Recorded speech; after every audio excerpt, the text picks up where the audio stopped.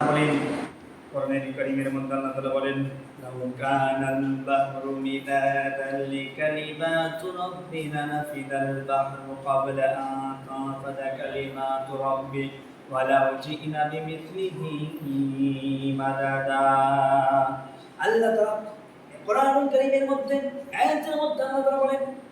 দুনিয়াতে যত সমুদ্র মহাসমুদ্র রয়েছে ওই সমুদ্র মহাসমুদ্রের পানিগুলোকে যদি কালিতে পরিণত করা হয়, আর দুনিয়াতে যত বৃক্ষরাজি রয়েছে,